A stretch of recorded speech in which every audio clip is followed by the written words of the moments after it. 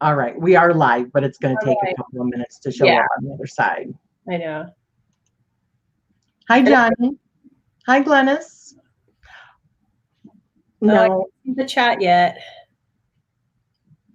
Okay. So are you watching it on, like, you got two windows open? No, I just have my laptop, but it shows the chat.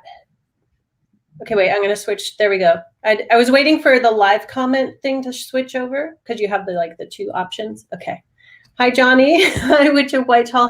Hello. Okay, good. You're seeing Lady Night. I see it now. Yeah, it was just a delay. Hi, Lady Night. Okay, good.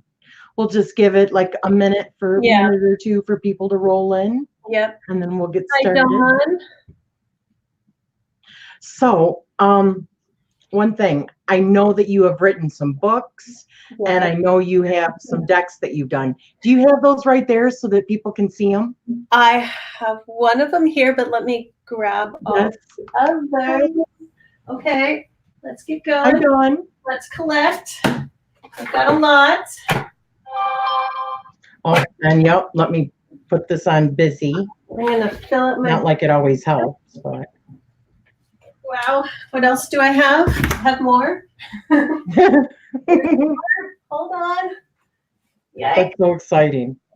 Oh, one more. Okay. Let me turn that down. I have them all here. Yay. Wow. All right, good. Okay, I'm prepared now. Awesome. Okay. All right. Now there's no work for me. Okay. The first question really is very simple. Why did you name your channel what you did? Obviously the Julianne Victoria we know, but why Through the Peacock's Eyes? Okay, so I started my blog Through the Peacock's Eyes in February 2011. I can't believe it's been almost 9 years. And that name just came to me. I was trying to think of a name for my blog because I address life and things from like many spiritual and religious perspectives. And so I was trying to think of a name that kind of like gave us all those views. And I thought, eyes, cool. And I think I had like a peacock like date book at that time because I do like peacocks, obviously. And I thought, oh, it's like looking through all the peacock's eyes. And then I was like, oh, Through the Peacock's Eyes. So it really just came to me. And because I had the blog, I had, and then eventually I had the Facebook page Through the Peacock's Eyes. And then I kind of have Twitter, but not really. And then when I started my YouTube channel, I believe that was 2014, 2015. No, I can't remember. I thought, well, I'll just carry over the name. And I realized I had branded myself without even thinking about it or trying. So that's how my channel came out. Yes. And is that how long you've been on YouTube then as well? Is about 11 years? It was in 2014. About this in another video, so I remember. But it was months or so. How can I read? How can I, how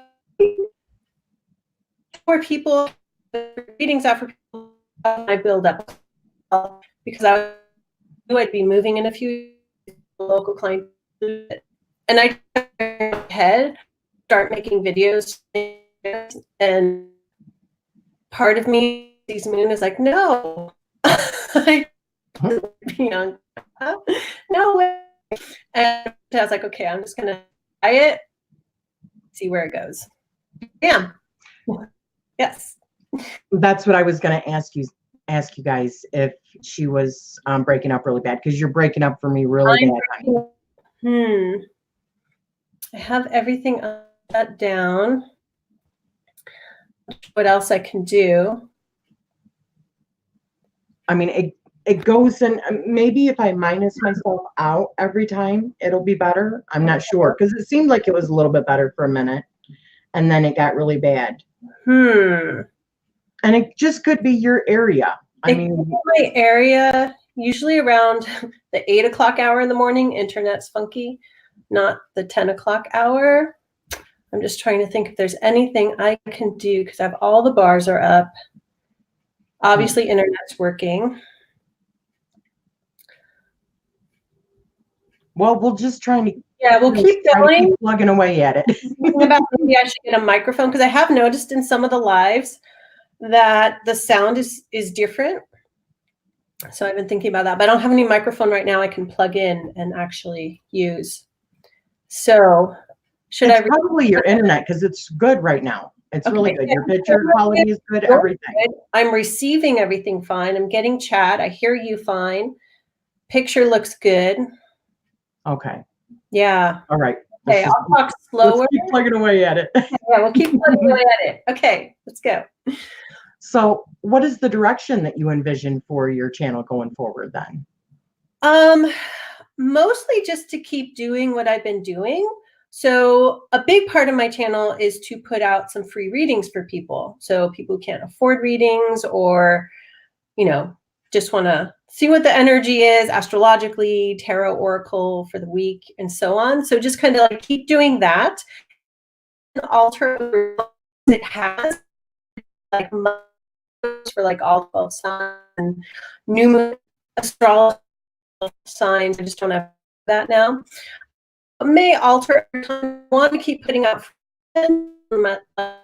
discussions, talk about things in ways that may help people. Like I like to give some, coaching, and I just want out there that people can watch free and hopefully help them in some way in their life, even if it's a word or one sentence that I say, or it just inspires them in some totally different way. So that's really how I see my channel going, and really committed to making it fun. Because in the past, so it's been quite a few years since I used to do all those like 12 monthlies and 12 zodiac sign horoscopes. Like that got to a point where it was not fun for me. And I almost like it's a 2-day project to do 12 videos. It just felt like a burden. I was like, okay, that's not how I want my attitude towards my channel to be. I want it to be fun. So how can I put out content there that I enjoy doing that can help other people and give people, some free readings, some free information, some sort of inspiration and insight. That's mostly. Okay. Yeah. Wonderful. I don't know what's going on because half of it you're breaking up. So we'll try it because Glenna said that she's breaking up when we go full screen. Okay, so we'll keep it half screen. We'll just try. How that works. Yeah, I know. Internet tech. This is live, people. All right. Pop in the chat. See what. Okay. All right. So, how would you label your spiritual path then? Eclectic, solitary, multi-religious influenced. Well, one of the things about Through the Peacock's Eyes is to be able to look at life through various lenses and perspectives, through various spiritual paths, various religions, including the atheist perspective, including the agnostic perspective. So that, basically, like my tagline is insights for spiritual living. Like you don't have to be any religion or any spiritual path to live. Like basically it's how to live a good life, how to live a happy life. Doesn't mean you're happy every moment of every day. How to be kind and compassionate to yourself and others. And different paths are just different lenses and perspectives and practices in order to do that. And so it's a weird path. It's the weird. It's most people's paths, really, though. Really it is. Yeah, you have to find your own path. And if you like, people are out there scouring the internet and it's like, oh, here's the Buddhist path. And some may resonate and some things may not. And they try to go that path and they don't address, okay, that doesn't resonate with me. And they don't explore other paths and integrate them. Or maybe they find one path that really works. Then there's going to be this inner conflict. So it's like you have to open yourself up to other viewpoints, other perspectives, and find your own. Yeah. Right on. I love that. I love that. Okay, so is the sound better? I just want to check in. Yes. Okay. Yeah. Just leave it. That was better. That's interesting. Okay. I'm just making little tech notes in my head, like what is going on with this and that. And honestly, it could just be something in your area. Are you wireless? I'm wireless, yeah. Yeah. And we only have There one could be any number of things. thing, so we can't switch. So there's a monopoly on the internet. So it's like, this is what it is. We've Yeah. updated as much as we can, and it is Yeah. what it is. Yeah. Yeah. I think we can all relate. We understand how that goes. Yeah. But it is better. Yeah. Okay. That's good. Awesome. So divination.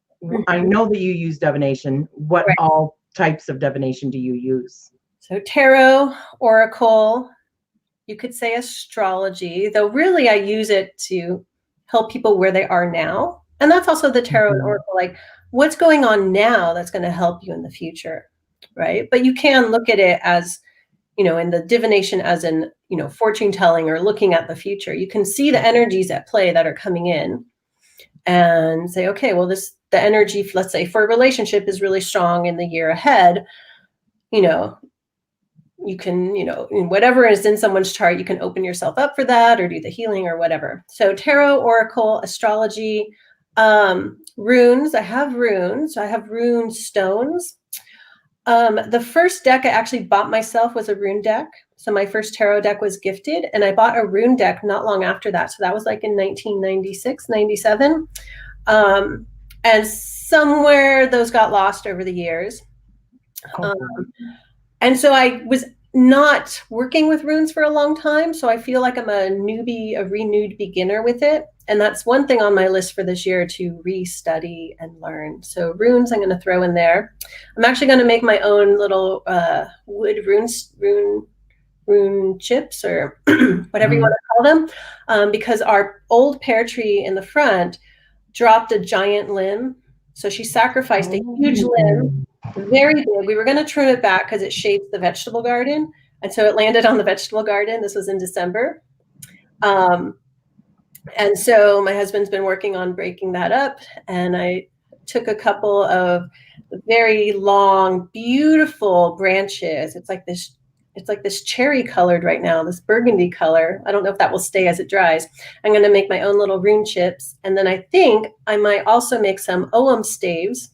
So little Ogham staves. I've barely worked with Ogham. I had a Ogham deck for a while that I worked with.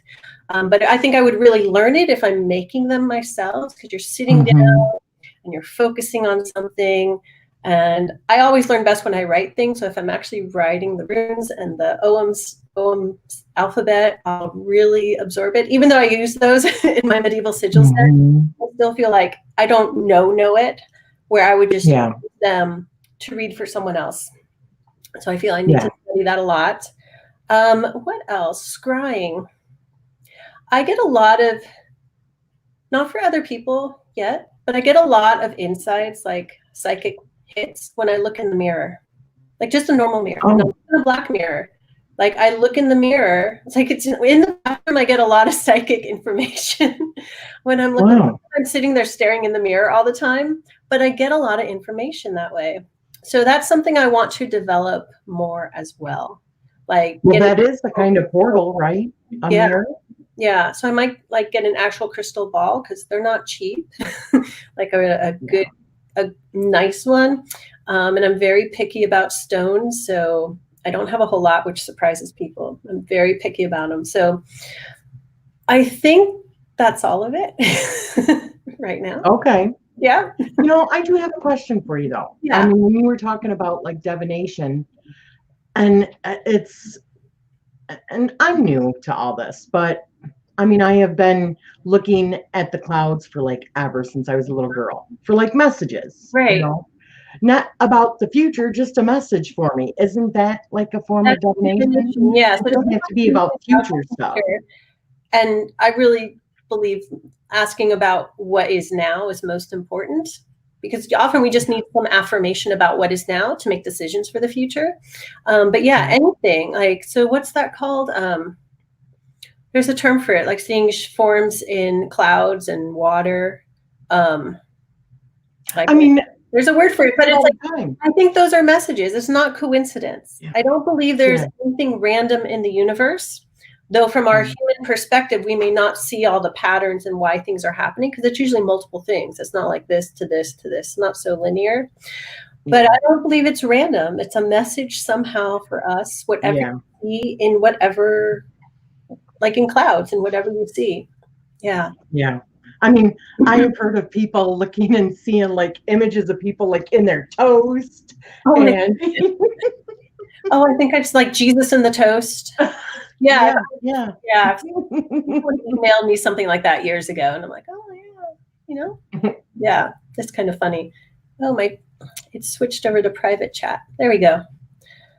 Automatic scene. What is that? Where is? Oh my Trixie. God. Oh, automatic scene. Oh, for Is seeing. that the name of something? Okay, automatic scene. That maybe that's not the word I'm thinking of though. It's like I don't know why it's escaping me now, but it'll come to me like as soon as we're done with the interview, right? We'll be like, bye. And then I'm like, oh, that's it. So, do you have a website? And yes, you do. So technically I have two. So I have peacockseyes.com, which is my original blog site. All my information is there. And the scrying woman holding the crystal ball, if you click on her on the right, that takes you to my main business site, which is juliannevictoria.com. So, but both will link back to each other. So that was a way to combine them without, because I had all the blog stuff, and I know a lot of people who would like get a new site and move their blog over, they'd lose information, and I didn't want to lose that. So I thought I'd keep both. They're linked together. All the information is on both in some way, or to find me in some way or another. So there's two websites.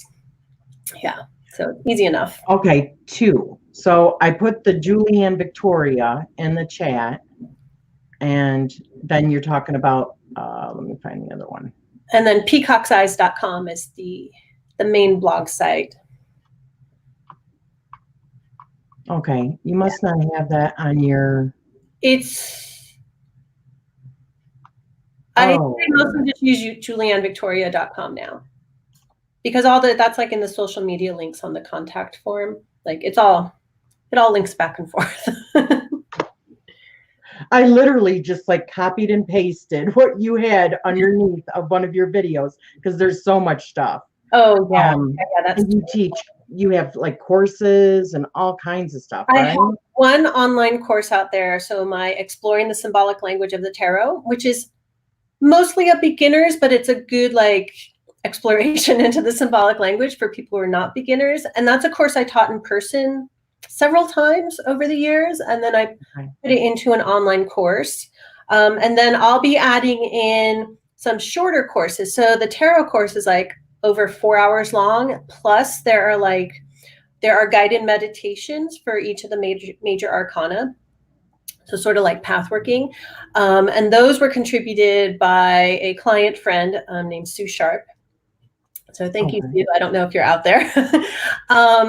And so the courses I'm going to add to it, one will be that I know so far will be a Vedic astrology course, because I just came out.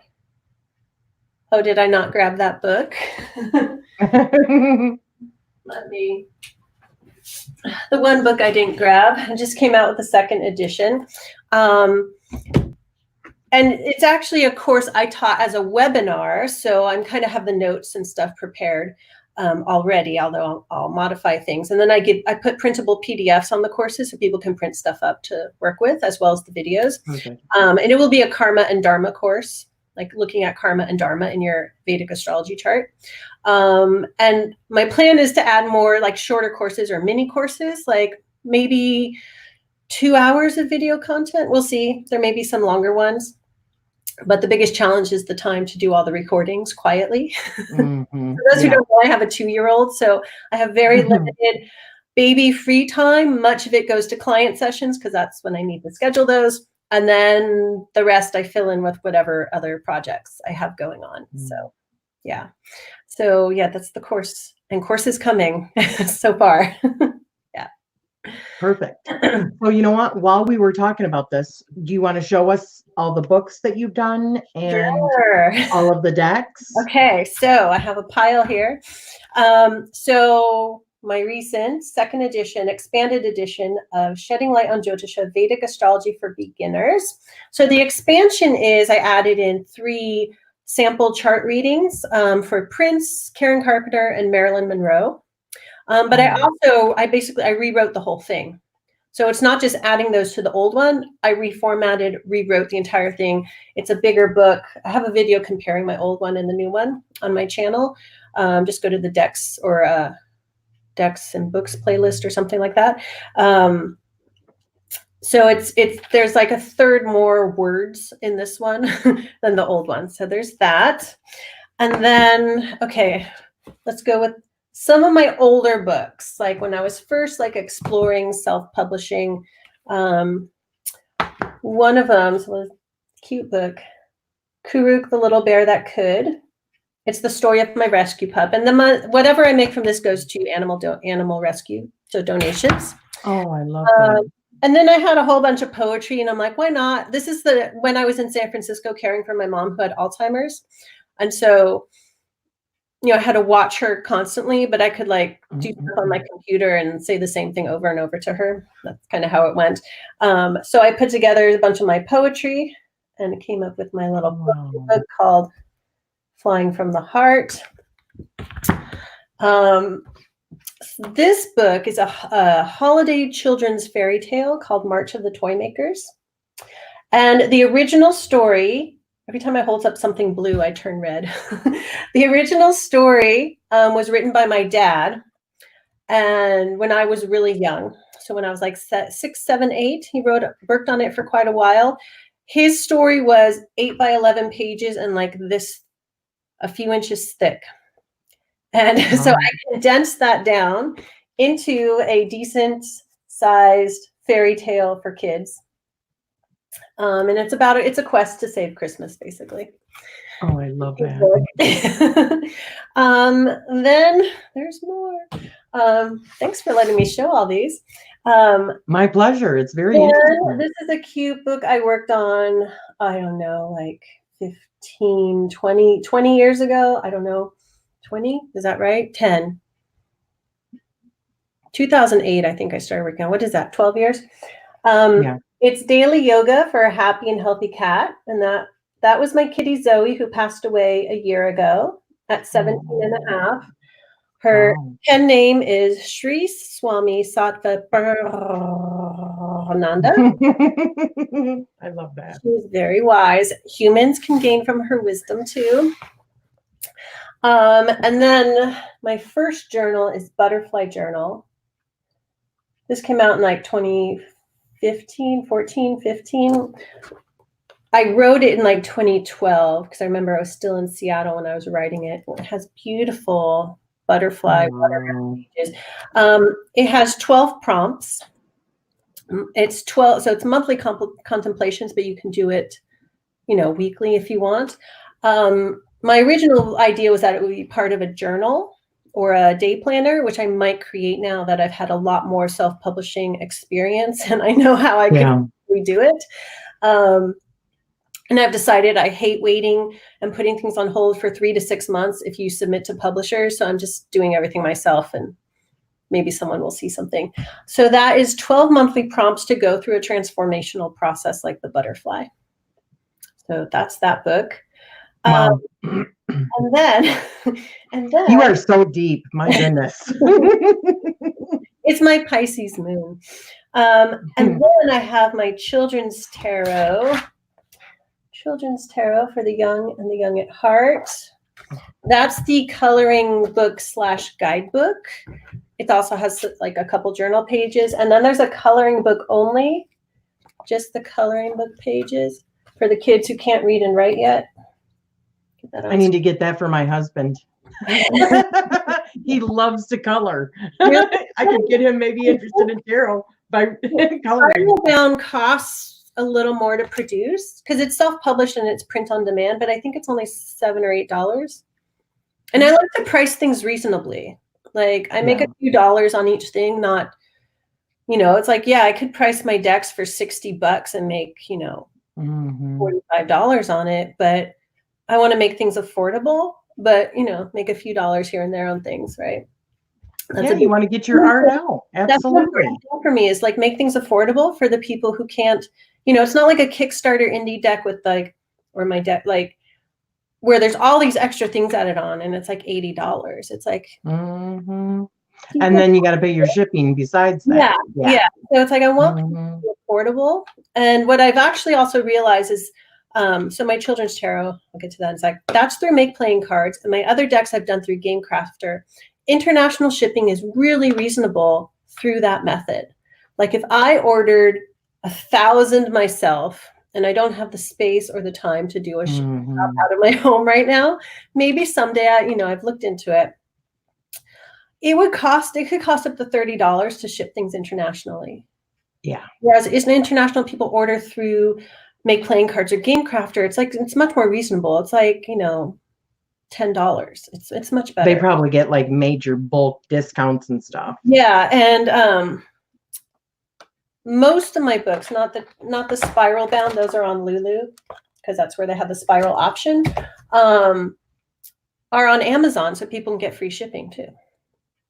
And I believe I have all the links down below in this video, guys. Okay. But if not, you can go and check out Julianne's channel as well. And she usually has all the information down below on all of her videos. On all the videos, or just go to the channel page and look at all the decks playlist, decks and books playlist. So the children's tarot deck, what I love about this, so I went with Make Playing Cards because I had a plastic box. So think, 6-year-olds, 7-year-olds, 8-year-olds. My 2-year-old plays with them. Plastic box and plastic, oh, that's the back. Plastic cardstock. Yeah. So they are. Oh, wow, that's great. And waterproof. So, oops, I spilled my milk on my cards. Oh. Wash them off. So that was an important thing when I created this. It's a majors only deck, which I think is plenty for kids. It's bridge size for small hands. It is modern, multicultural, appeals to everyone. The plastic, of course, costs a little more, but it's still like $23. It's not super expensive. If it was a full deck, it would cost a bit more. And people ask if I would make a full deck with this. I think it's complete as it is. I mean, I thought about this a lot. I came up with this idea in like 2014, and it took years to create. Had 3 different people I was going to work with. 2 just disappeared into the ether. People backing out. And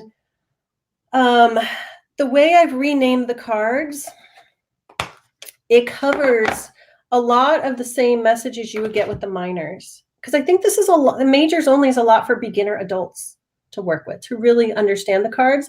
And I created this, I set it up basically so that kids who work with this deck can transition to a normal tarot deck. So, oneness, you'd have to read the guidebook too. Patience, they're all renamed. Imagination, but it gives you the gist along with the image of what the card is about. That's awesome. So, yeah, that's the children's tarot. I'm just in my mind thinking, who can I get that for? Any kids, so it's for the young and the young at heart.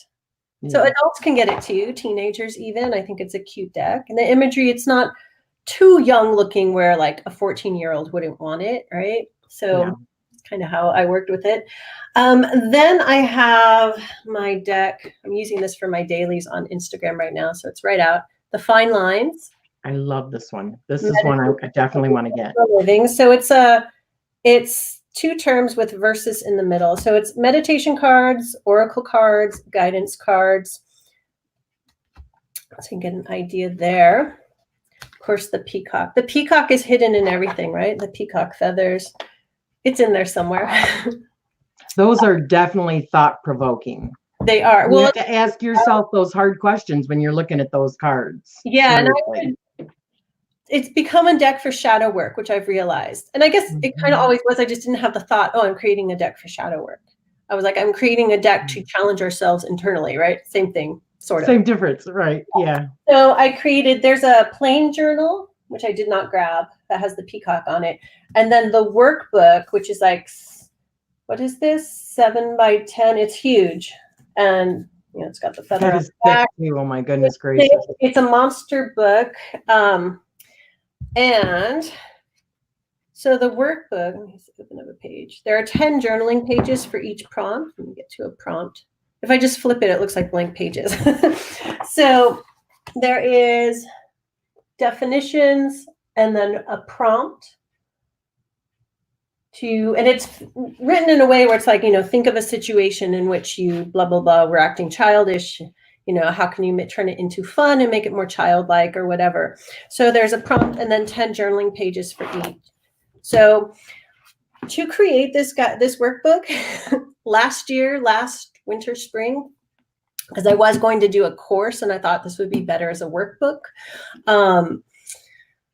I had to go through all 44 shadows. It was intense. And I'll probably go through it all again at some point. So it was a deep process. Did I see that? Let me see something. I just remember I forgot one deck. Okay, it is on here, the Game Crafter. Now, does the book come with it or you have to buy that separately? The book's on Amazon, but the book links are linked from the Game Crafter site, which is nice. Okay. I can put the links there and just say you can purchase the workbook, or there's also a plain journal where I give the introduction and what it's about, but it's just a plain journal. But if you want a matching one, I was like, I'll make a matching journal. It's easy enough. Right. Then I have my Oracle of the Fool, a black and white deck. This is the deck box. And it's sort of a 2-part deck. It came from brainstorming for the Fool for my Medieval Sigils Tarot, actually. Mm-hmm. The backs.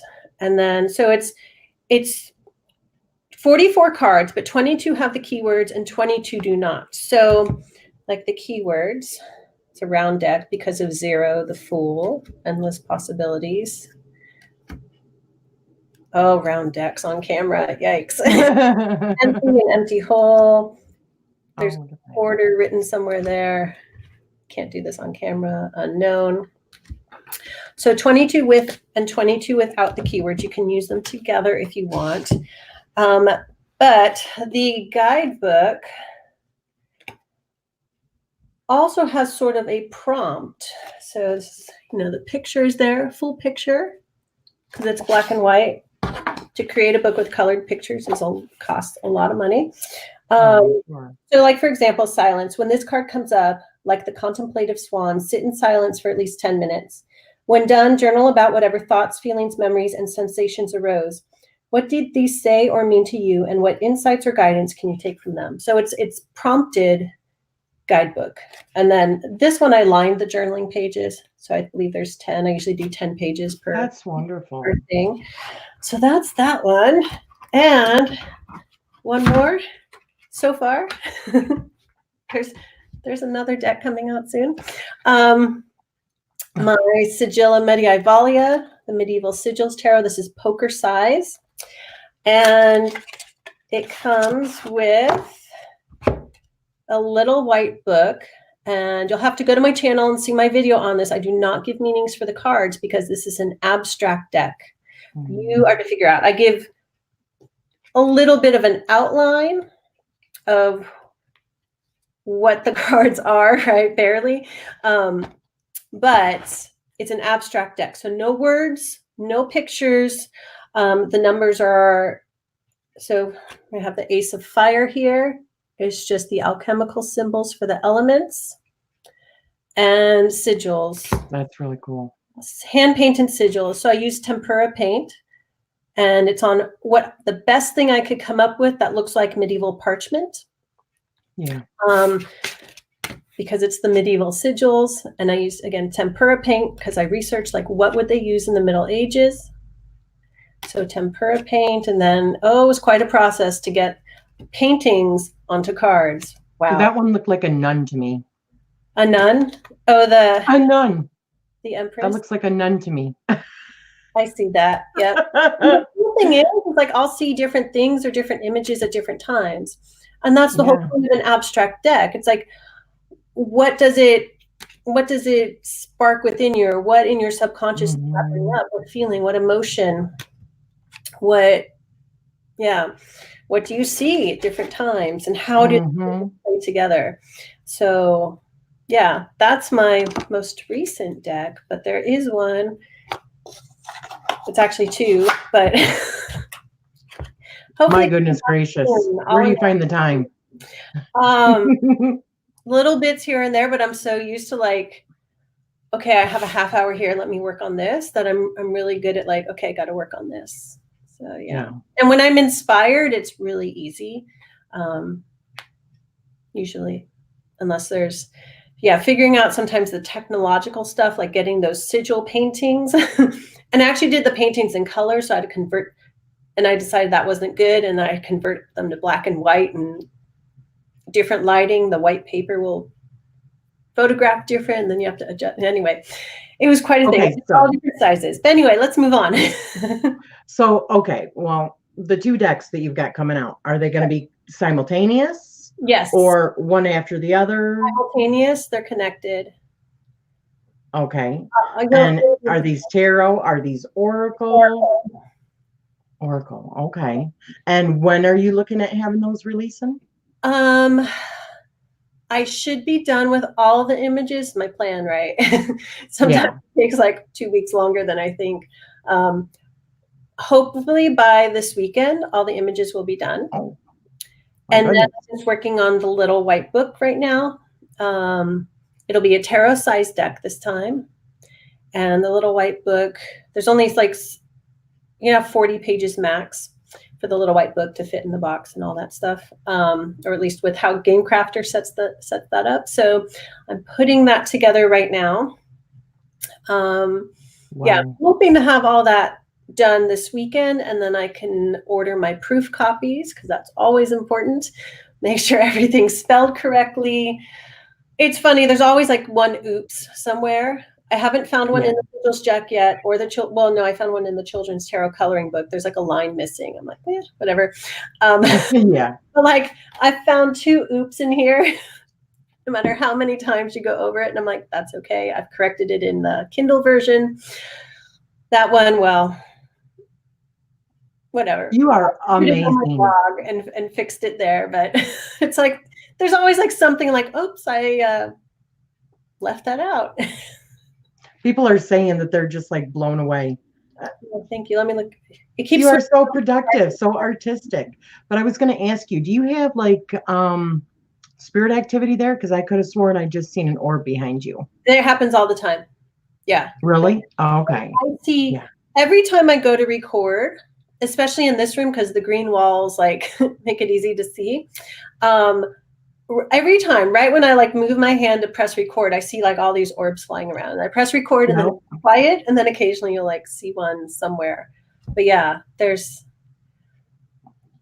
Do you always think you're channeling something? Because I honestly feel like artists and authors, well, writers, they're definitely channeling something when they're creating these things, especially when they can just put it out so quickly, you know? Yes, but it's like different types of channelings. Like I mentioned this in my in the little booklet for the Medieval Sigils Tarot. Like I felt like I was channeling a past life as a medieval monk. Oh, That type of character is definitely a man sitting by candlelight, like writing sigils or something. wow. That's really cool. Just channeling like my own soul or my higher self, or just the general divine. That's what I think. You're just like reaching into like the Akashic records. Exactly. And So the collective unconscious, to me, that's the same as the Akashic records, because that's everything that's right. there. And just like, okay, how can I bring those energies in and make something physical? Mm-hmm. Yeah. Yeah. But I wouldn't say I haven't channeled an entity. Though, there could be some entities inspiring me in some way, or ancestors actually do inspire me. So Yeah, and I don't necessarily mean that as far as actually a person or a spirit or something like that. I just think everything, just like being channeled through whatever it is that you're doing. Because I think that's a lot of what inspiration is. Mm-hmm. It comes from the soul, right? And then it has to be translated through the brain, and then some sort of form that's physical created. Yeah. You're amazing. Okay. Yeah. I love it. Well, thank I you. definitely, I've been wanting that one. Yeah. Between the lines, Fine the line. fine lines. Yeah. Yes. That is so good. Yes. Well, go Seriously. get it. Go get it. I will. I'm going to get it. So, what are your tarot birth cards? So I looked at that question and I was like, do you mean like my life path number card? Or like, what do you mean Yeah, by what is your life path my number? life path number is 7, so the Chariot. Okay. So you would also be the moon then. It doesn't break down to 18. It goes 20, is it 34 to 7? So I don't get, so if I add up my birth numbers, it comes to, there's an actual formula. it adds up to 34, and then that breaks down to 7. Oh. So you add up each Okay. numbers first. Well, this is how I do it. And you get whatever that sum is, and then you break it down.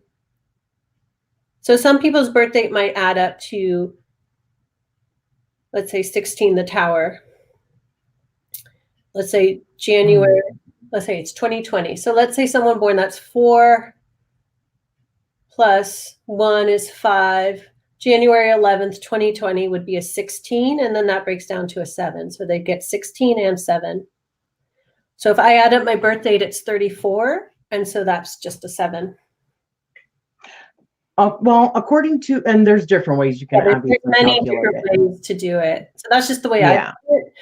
I do it.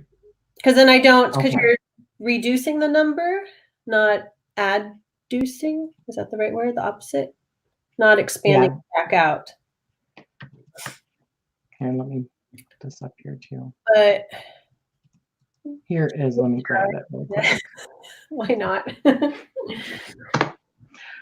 So there's a calculator. You can just put in your, that's where I got the information from. But I had also seen a video, I think, of how somebody had done it. But yeah, there are several different ways that you can. That's the way I originally learned long ago, and that's all I've used. That's what you're sticking to, right? Like, the thing with your personal card of the year, where people add up their month and day of birth plus the year it is. And to me, that starts on your birthday.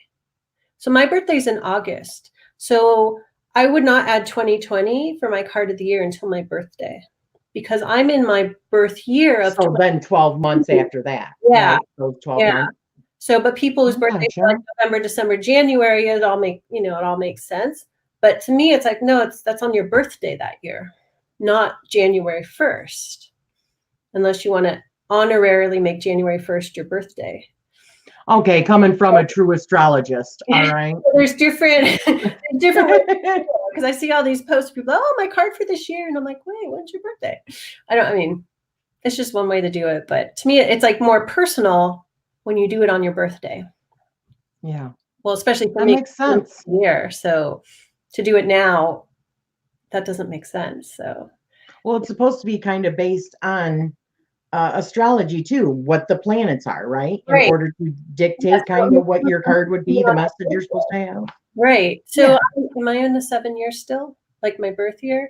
Wait, now I have to calculate. So 2019, 9, 10, 11, 12, 25. Yeah, I'm in a 7 year right now too. So I'm in the same as my birth year. I don't know what that means. There's got to be some significance to it. One of my favorite numbers, so it's a good year. Well, you're just a highly spiritual person, and 7 is like a highly spiritual number, isn't it? Yeah, like transformation and stuff. Yeah, well, it's the number for insight, because I use the word insight in a lot of my things, right? Insights through the eyes and sight, right? Vision, perspective. Yeah. It's patterns I know. I didn't think, oh, I'm going to use that, and then I look back and I'm like, oh. Exactly. Now I see why I used it, right? Exactly. It's interesting to go back and look at your own patterns that you didn't consciously put out there. Yeah. So what is your sun sign then? Leo in Western. So Leo and Sag rising and Pisces moon. Yeah. Okay. All right. Yeah. So you're very, Leo and Sagittarius are both They're both fire fire. signs. Yeah. Yeah. So a lot And of then Pisces is water. Wow, water. very balanced, right? Sort of. Yeah. I actually feel You know better than I do. I So. actually feel my Pisces, the water energy is stronger because Jupiter's conjoined Pisces and he rules my ascendant. And Jupiter's also the ancient ruler of Pisces. So my Pisces energy, the watery energy, and it's all activated by Neptune, you know, now for a few years because he moves slow. It's really, or I think I've been like sinking into it more. Where I was younger, it was definitely more of the fire. Yeah. Fiery energy. But it's also interesting because my sun in Leo is in the 8th house, which is a very quiet, private, hidden house. It's the esoteric house. So I think the fire comes out in what I put out there, right? Yeah. But like when I'm not on camera or something, it's just like it's very focused inward. So I guess it is a good balance actually to be out there. It is a good balance inward. Yeah. Yeah, but I mean, look at your spiritual business. That's creative power, right? That's creative inspiration. But at the same time, the type of stuff that you do is very, like you said, insightful, intuitive. Mm-hmm. Yeah, very spiritual, which I also see as the fluid, the water, the Pisces. Yeah, exactly. Yeah. Yeah. Awesome. So, do you have a current favorite tarot card? So lately, for my own weekly reading, I've been using the Carnival at the End of the World Tarot. And it's the High Priestess right now, but it's from that deck. Let me find it. This is it's somewhat of a creepy deck, but I'm finding it to be very shamanic. I'm actually really loving it. I've had it for a while, and I only pull it out around Halloween because it's kind of creepy. Like it has all these masks. I don't know. Well, it has like, I'll just show you. It has like two-headed, it's like carnival freaks, basically. Yeah. Just, I'm going to give you some creepy ones here, some carnival freaky things. But working, like just sitting down and working with this imagery, it's like, wow, this is really deep. It's really deep. So I'm really loving this High Priestess right now. Yeah. And the Empress in this card. So you have to, I got to find her. Or in this deck. She's the other side of the High Priestess. Oh, wow. I love this. This is intense. I really love that High Priestess. Yeah. What one is it? Is it the Thoth, where she's got like almost like tentacles, like coming out of her head? Yeah. Is it that one?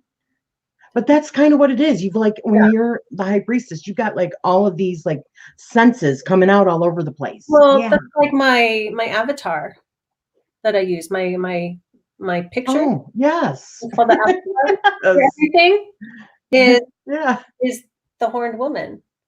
And I used it because like I found it quite a few years ago and I had posted it like around the winter solstice, and a friend of mine that I know in person was like, she looks just like you. And I was like, oh, I like her. Yeah. That's why I use her. So that's kind of my favorite card right now.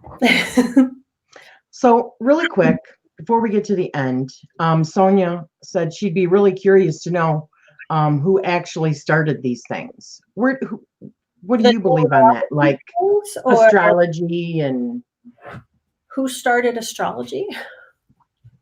The ancients. I mean, there's the people who wrote, in ancient India, but I don't think they called it India then, like the ancient Vedic texts. That's where Vedic astrology comes from. She might have also been talking about the formulas for like numerology, the tarot cards and birth cards and stuff like that. Numerologists. Yeah. I would say in the last century, well, maybe farther back, I don't know. Numerologists would come up with it. And yeah. People that clearly had too much time on their hands, let's put it that way. People love numbers and like, oh, what's this? Da-da-da. Correlate to this. Yeah, I have no idea. Yeah. Yeah, but do a numerological system that works for you. Like, was it yesterday or the day before, Maha's treasure box? She did a video on her card of the year. And because she was born in Iran and they use a Persian calendar, and then on top of that, they use a lunar calendar, And then there's the Western calendar that we use. It's the Julian, right? Julian calendar. Her numerology is different in all three. So she doesn't use that to get her card of the year. She just shuffles her cards and draws a card. Yeah. Yeah. Which is actually a great way to do a card of the year. Yeah. Yeah. So do whatever works for you or whatever resonates with you and makes sense to you. And yeah, the best way to go about Sounds it. about right. And you have this like inner conflict about a system you're using, whether it's numerology or astrology or tarot or oracle, change it so it's what you want. And once you change it, your intention is there, and then it flows better and you get better insights and information. But if you have that mental perfect sense, it's going to be so hard to like, what's this message? Like, it like doesn't make sense to you. Yeah. Yeah. Yeah. If it doesn't resonate, then try something else. Exactly. Yeah. That's through the Peacock. We create our destiny. We create our reality. Yeah. That's a great way to alter it too, actually. Exactly. I'm liking that. Yeah. I got a good card this year, so I'm not complaining, but I got the world card. Oh, that's a good one. Which pretty much just says your destiny is in your own hands, right? It's in your own hands, but it's also expansive energy, even though it's ruled by Saturn. But it's like I call it the going global card. So like for your channel, pulling the world, great. You're going to spread out and reach more people however you want to, And then that ends the cycle too and begins to pool again, but at a higher level. Yeah, right? It opens up all new possibilities. Ooh, I'm You'll never get a zero card. So, because, well, I mean, if you're adding numbers, you'll never get a zero card. So, right. Right. That would be kind of difficult. Yeah, that would be. You'd be in like a black hole or something. Exactly. So what decks are you currently working with? Is that the one that you're working with right now? Yeah, there's nothing on the back. That's the backs. It's the Carnival. I just have the book out here. It's the Carnival at the End of the World. It's like Madame Louise. This is the guidebook. The guidebook doesn't have, like, there's extra cards that come with it. The guidebook doesn't have those in there, which I was kind of hoping it would, but that's actually okay. Now that I'm really connecting to it as a shamanic deck rather than the like, oh, this is kind of a cool concept, creepy deck. It's like, oh, there's really like depth to this. Personally, so that's when I'm doing like my daily spread with. Like I do a little spread each morning. Sometimes I'll do just a morning spread and then an afternoon one if my day's really split in some way. And then like for my daily draws, so I do a daily card on Instagram, Facebook, and Twitter, but it goes to Twitter. But I'm not really on Twitter because I get Twitter, but I don't get Twitter and whatever.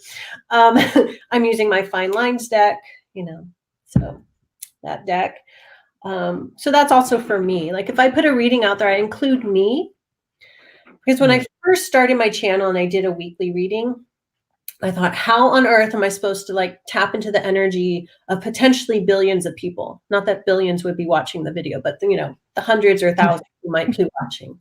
Usually it's hundreds. How do I tap into all that energy? And then I thought, well, I'm part of it. And so I include me in it, then I can channel the energy. Otherwise it's like, that would just be so overwhelming. Like, and then when I did the 12 for each sign, that was a little harder because like, how can I tap into the energy of every Libra out there? And a part of it was just like, okay, release. No pressure, right? Release that what comes up in the cards is going to apply to at least some of the people watching. And then also I'm working with the yarn of Mama Shamana. And there's a sister deck, the Mirror of Mama Shamana. I used one of these for my All Signs Year Ahead readings this year, which I did do. It's all in one video though, it's time-stamped. And I love this. I'll just hold it up because it has a picture cards and then it has phrase cards that can be together or separately. So I shuffle each. And so I have that up it's behind me on that bookshelf, which you cannot see.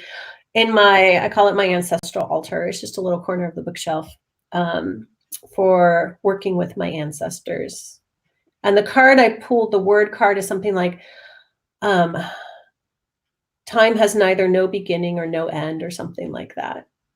And part of my depth here is really my word for the year is focus. And that was like so perfect. I'm like, time has no beginning and no end. And just focus on what you're doing at that moment in time. And I used to say to myself, we have all the time in the world. And I stopped doing that. And I was like, I need to start saying that to myself. That was like my own little mantra. I have all the time in the world. And it's true. And that's part of how I'm able to get so much done, I think. It's just, I have all the time I need. And things will get done in time. Even when I'm like, oh, I wanted this done 2 months ago.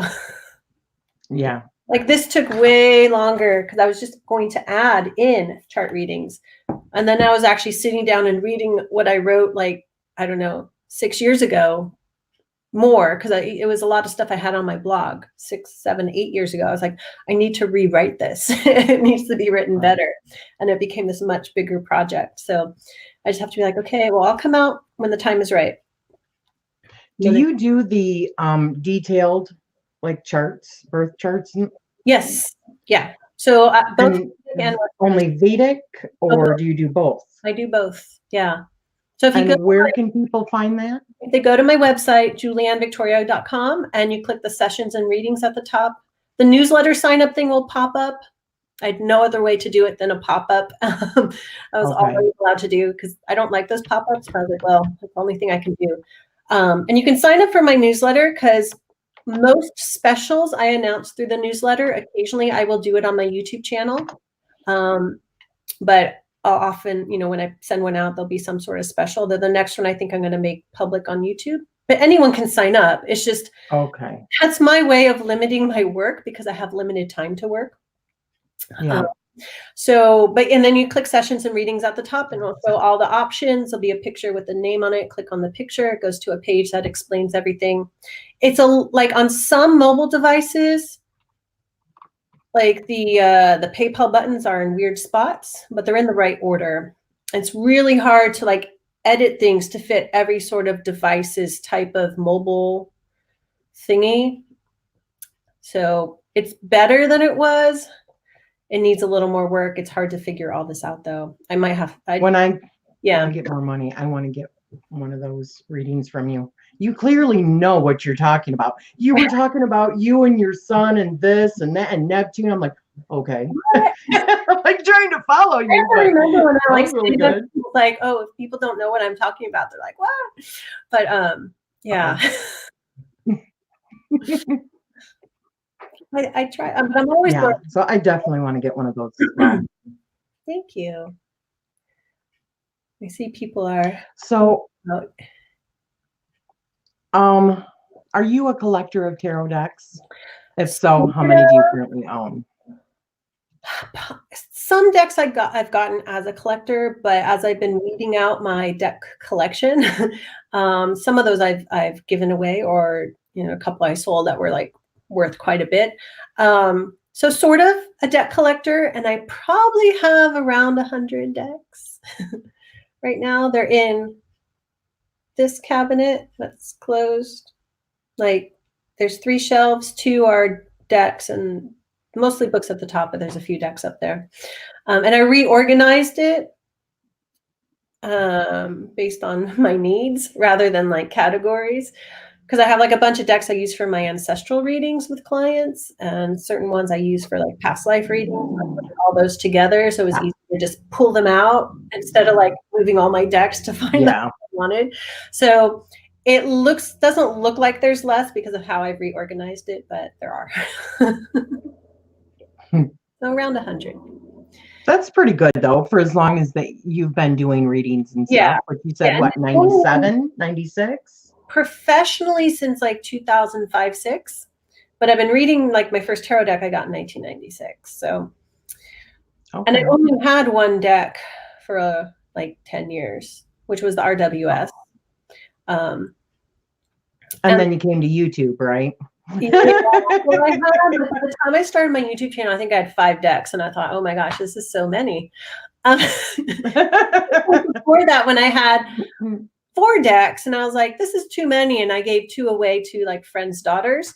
I kind of wish I still had one of those, but and then it's like the last 2-ish years since I had my daughter, like, and I came back onto YouTube because there was this break when I was pregnant. Like cards just made like anything, like everything made me sick. I could barely touch cards. Oh my God. And then it was like makeup for all that time. And I was like, oh, and I found like all these like deck channels that weren't there. Like the community blew up when I was away. And I'm like, oh, what is this? And who's this? And what's that? And oh, this is that deck is cool. And oh, I want to expand my collection for different types of readings. And then it just, I wouldn't say it totally got out of hand, but like compared to where I'm very, I guess, kind of frugal, but to me, it's more like hippie-ish, like, you know, reduce, reuse, recycle. If you have what you need, don't buy anymore. So it was like kind of unusual for me. So in that sense, it got out of hand. And then I was like, okay, I have too many. I don't use them all. Let me get more, like, I think I said in the video, I get picky about what I want to use. You know, certain decks, are they useful for clients, for me, for study? You know, there's a few that are study decks and then I may repurpose, you know, and it has to be put into use. It can't just sit there unless it's like, I don't think I have any like this right now that are just like really rare. And maybe I'm just, you know, keeping it for a rainy day. Yeah. Or just, you know, I could sell this for, I don't have any like that, but if I could sell this for a few $1,000s someday to some collector who really wants it, I don't have any like that right now, but, but still there would be that voice in my head, but you're not using it. It's just sitting there. It's taking up space because I don't like a lot of clutter. Like this is my working desk here. It gets messy, but it's creative mess. It's like, okay, this is what I'm working on. And then I clear it away, and that top shelf, I cleared it off for this video because I was like, oh, it's getting a mess. Time to clean it up a little bit. But it's like the messiness is stuff I'm working on. I just don't like things piling up and they're just sitting there useless. And I'm like, someone else can use this, or, you know, whatever it is, recycle it, give it away, sell it. Something. Have you found that you have purchased something though, and maybe you didn't get to it at that point, or after you opened it, it just didn't resonate for a while, and then maybe like 6 months later, you went and looked at it again, or you seen somebody else open it and go, ooh, I need to touch this again. I need to reconnect. Happens. Yeah, because it's not like I'll get a deck and immediately like, nah. That's happened like maybe once, but I still will just kind of look at it and okay, put it away, come back and look at it before passing it on. But the Carnival at the End of the World is one that's kind of like that because I got it, I don't know, a couple of years ago or something. And I was like, oh, very interesting concept. And, you know, a little creepy, so cool around Halloween. And so I'd pull it out then and then put it away. And then like this last Halloween, pull it out again. Maybe it's 3 years. I can't remember. And then, okay, I play with it. Yeah. Okay, put it away because there were other decks I wanted to work with, and there's only so much you can work with at a time. And then, you know, for my Depth Here 2020, it's diving deeper, and I'm like, okay, what decks have I not worked with at all that I'm hanging on to because I think I will or I want to revisit, and that's one of them, and I'm really loving it because I'm giving it the time and attention. And one of those things that could just be the time is right now. Yeah, but I haven't like given a deck away and been really like, oh my gosh, I have to buy it again. Yeah. You know, that's probably something you really think about before you do, isn't it? You really contemplate it. A lot of decks, you know, like especially decks that are based on Rider-Waite-Smith or RWS system, where the imagery, you know, it's different styles of the artist, but they're very similar. And it's like, okay, how many decks do I need that look like this? And then I'll be like, okay, I really love this one. Or I like the traditionalness of that one. I love the artwork of that one. And then all the rest then become duplicates that are like in between. And it's like, okay, which ones can I sell, give away, whatever? How many decks do I need just like this? So that's been helping me to weed things out. And I think being a deck creator has also made me pickier. So I'm like, and well, just the whole creation process, because I've done lots of research into future possibilities of like an Etsy shop or a Kickstarter, Indiegogo, or whatever else, you know, I could do. And, you know, I've gotten sample decks from various, you know, printers and print on demand and, you know, decks I've gotten myself and created. Like I see what other creators have done and I know where they've gotten their decks. And so it's like, it's almost this inside information. I'm like, oh, okay. So they've got that there and they did this. Is that worth $75. You know, that helps me like Yeah. weed things out too. I was like, is that worth it? You know, Hmm. did they purchase 10,000 decks or 5,000 decks or 1,000? You can never get less than 1,000. There's only a couple printers you can. So I know they had to purchase a whole lot. It's like, okay, in that case, if they went for the big printer, usually in China, and they ordered, let's say 2,000 decks, they put out 10, but that'd be really cheap stuff. They probably put out $20,000+ to get those decks and the shipping material. Hmm. Okay, I'm going to support that. I love the artwork. Da da da. It's worth it, right? So it's Yeah. very picky, and I criticize or I scrutinize decks before I get them now. Well, and you have that bird's eye view because you have been through all that many, Yeah. many times. And sometimes I just That look at them, experience. like, do my own research. Oh, what did they do? Oh, it looks like they did Yeah. this. And then I can watch an unboxing when I have in all my spare time and get more information. Oh, okay, looks like they did this. I like that. Or decks I have, I'm Yeah. like, a few of the creators I'll contact. I'm like, oh, I love your deck. I love the quality of it. What printers did you use? And half the time they'll get back to me and let me know. Or Yeah. they'll be like, I guess one person used, I don't know if you call it an agent, or they worked with someone who found someone for them. So I have like a stockpile of information. Stop it, Sully. And we are live. My office assistant is sleeping here. He's always here. You just don't see. Sometimes he gets I've up. locked him down here, hopefully, so that he wouldn't keep on barking. Come on. He hears I'm used the to dog it. next door or something. Oh my God. So, do you feel, or let's see, where am I at? Do you have a current TV series that you are enjoying? I don't watch television. So no, I have. That would be no. I don't have time for that. I've hardly watched television since before high school. There have been some phases there where like I'd watch like Law and Order, you know, but like I've watched, I don't watch television at all now.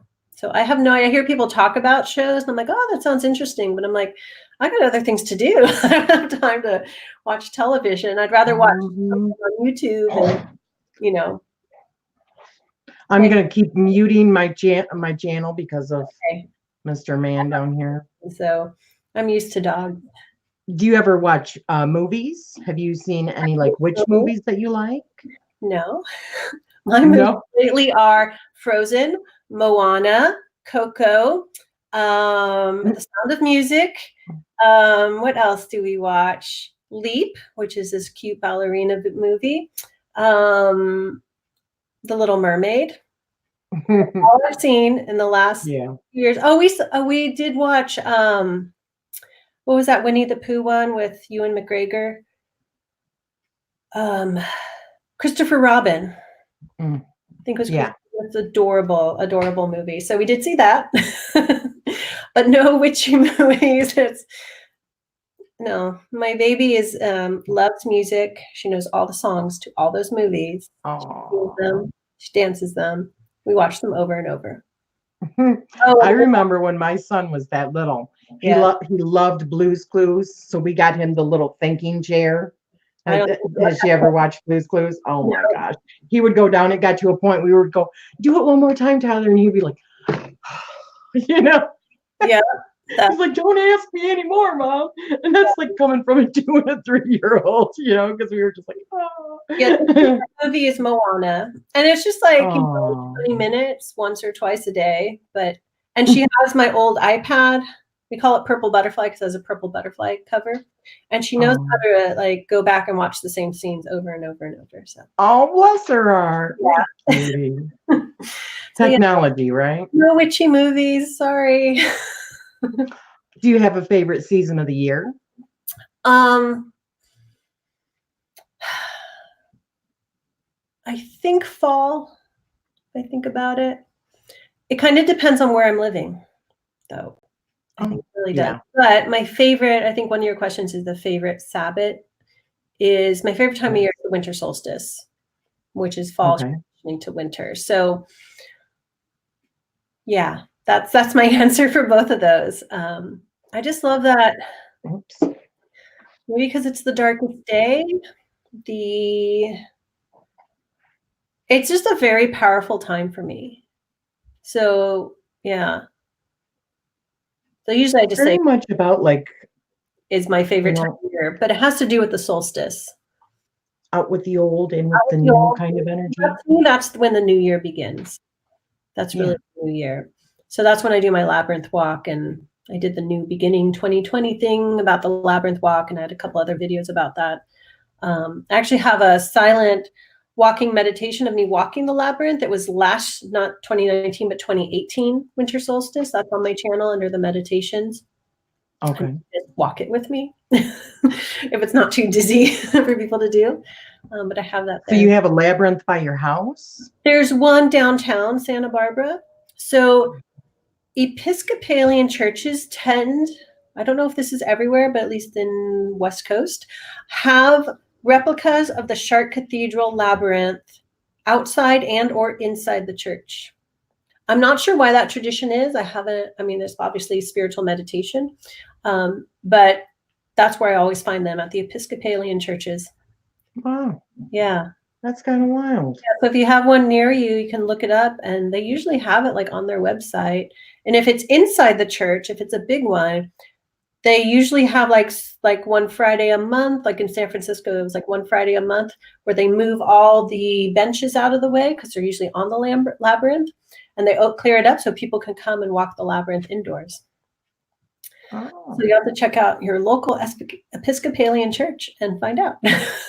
Yeah, I will do that. That's kind of cool. I never even thought about anything like that. We have been totally ignoring the chat, you guys. I am really sorry. I glance over and I'm like, I don't know what's going on. So Jen says, okay, I'm thinking that's going to be my goal. I'm wondering how many cards to learn at a time, or maybe one at a time, but a few a week. So how many cards? So I'm a teacher and I have ADHD, so comprehending is hard for me. I have been thinking of doing videos breaking down each card in tarot. That is a good way to remember, seriously. Well, could you put yourself on the spot? Mm-hmm. But you're like, okay, let's talk about this. And then people can give you feedback too. Hopefully, yeah, nice, full, constructive feedback. But yeah, that's definitely a good way. That's how I really learned, and I'm still learning, obviously, but that's how I really remembered the major arcana. mm-hmm. Is that you or is that me? That was my husband sent a text, but it was my computer dinged, and I'm trying to figure this out because I turn it off on my computer and then it comes on its own. So yeah, sorry about that ding. Let me just. I can still hear stuff. Where is that from? Oh, that was me. I just have one ding. Yeah. All right. So the next question was, do you work with crystals? And I know you said you're very, very picky about the crystals that you do have. Do you have a favorite? Right now, moonstone, and actually this necklace is white and black moonstone. Oh. It was a Christmas present. But I also love black tourmaline because it's piezoelectric like amber, so it can hold a charge. It also, because I work on technology a lot, my work is on the computer or through the computer or phone or iPad. It also helps to filter out and clean out tech energy. What do you call it? Electromagnetic fields and stuff. Yeah. And it's protective. So I like that. Yeah, I love it. I've got it all over. And I have it like on the corners of all of my altars. Oh, wow. I put one in each corner. We're all That's like, yeah. Yeah. Usually the stones I have, I wear. I prefer to wear them. So like having actual stones out, like I have very few. And that's why I'm picky. And part of it, I think, is like, I don't want the clutter. Excuse me. But it's like the jewelry I wear, if I wear jewelry, because I don't wear jewelry a whole lot. The stone is very important to me and what I choose to wear at a certain time. And it can be different reasons during each time. Oh, hi, puppy dog. Yeah, I think he's got to go potty. You got to go potty? Yeah, he does. Yeah. So I'm going to ask you the next question, and then I'm Yeah. going to take him out really quick. Okay. Okay. Yeah. Do you do any daily rituals? I have my early morning ritual that I do at my altar, which is, you can't see it, it's over there. It's a Vastu, or like an Indian feng shui altar. So it's based on the 5 elements. I have a little prayer, Surya Namaskar, sun salutation routine that I do. It's very short, it's very simple, and I have 2 to 3 prayers that I will say, usually in my head, because I get up before everyone else, usually around the 4 o'clock hour in the morning, and I do that routine. So that's a daily ritual, as well as my daily tarot spread. It's usually my mini cross spread. Last year, 2019, for a while, I was doing a full Celtic cross because I hadn't done that in a while. And I thought, oh, I want to do that as a daily spread, but I've reduced it down to my mini cross now. Or if I break it up, like I said, sometimes I do a morning spread and then an afternoon. I'll do 3 cards for the morning and then 3 cards for the afternoon.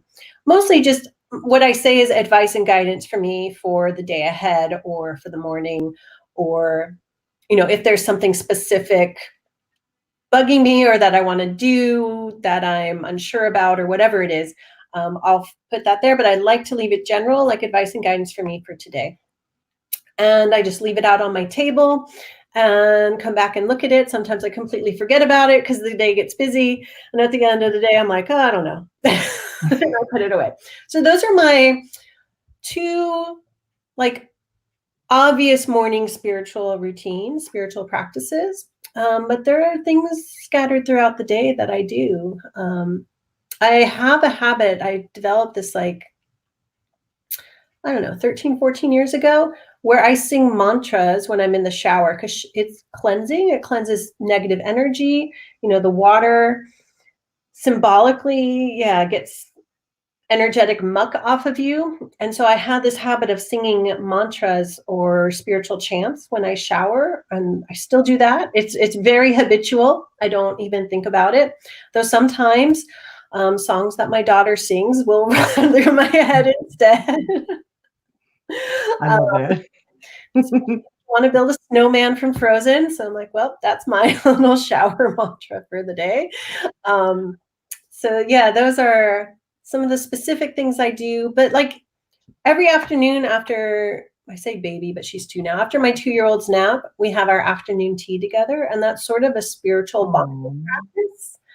And then, I have my garden, and I made my own cough syrup because we were all sick recently.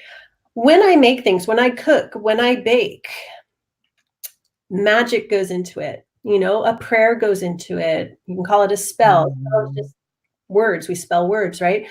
Putting that into it, how I make it. Do I stir counterclockwise? Do I stir clockwise? Things are incorporated into everyday things quite regularly. Sometimes I don't even realize because they are so habitual, like the singing mantras in my head when I'm in the shower, cleansing physically and emotionally and energetically. Yeah. So just raising your vibration, though. I mean, even when you're singing the songs that you hear your daughter singing all the time, still you're putting yourself in a different frequency. Yeah. I love it. Thank you. Love it. And I did the same thing. I still catch myself singing songs from when my kids were little. Oh, yeah. It's bad when they play in your head when you're sleeping all night long. And oh yes, oh my gosh. And you know what else? Because I used to watch TV all the time, all the theme songs from the shows that I would watch, those will run in my head sometimes. That used to happen when I was a kid. I watched a lot of TV as a kid, and then high school I just stopped watching. I did 3 sports, and I had no time. There was no time for television, so that's how I got out of it. But yeah, I remember that when I was a kid. But now you have Happy Days running in my head, so thank you. Happy Days. My pleasure. Yeah. Yeah. So do you prefer coffee or tea? Either, both. I'm trying to cut that out completely. That's part of my depth year thing. If you watch my depth year 2020 video, and because we'd all been sick again, because Mini Me goes to preschool 2 mornings a week and she comes home with cold regularly. It's been tea lately, but I had coffee this morning. And so I feel very, very bouncy today. Rearing to go, right? Yes, I'm raring to go. I'm like, oh yeah. Like I feel like this inside, even though I don't look like I'm shaking, I don't think. I actually don't like how coffee feels, but I like the warm, cozy taste of it. Especially on a cold morning. Not that it gets that cold here, but it's chilly in the mornings, Yeah. So maybe try mixing decaf and regular, like half and half, so it's less the caffeine. The difference in decaf. Like it tastes chemically, because I think they use chemicals to decaffeinate the coffee. So I'd have to find like a water decaffeinated. I'm just cutting down how much I drink slowly, and then that works too. That works too. That's right. I don't drink coffee anymore at all, but I don't want to say anymore. Every once in a while, when my husband's drinking his big mug of it, I'm like, let me just steal a drink. Let me just steal a sip, and then I'm good. Yeah. So yummy. Yeah. When it's made just right, it's so good. That's magic in itself. Yes. So do you have a special skill or hobby that you would like to discuss? Special skill or hobby? I don't know. Lately, I've been making a junk journal lap book traveling desk in all my a traveling desk in my spare time. Yeah, so it's like a lap book with insert junk journals, 100% made from stuff I have. I saw it somewhere on YouTube, and then I haven't seen anywhere else. And it's like fabric and hand sewn, and it's like a side project. Well, you are such an overachiever.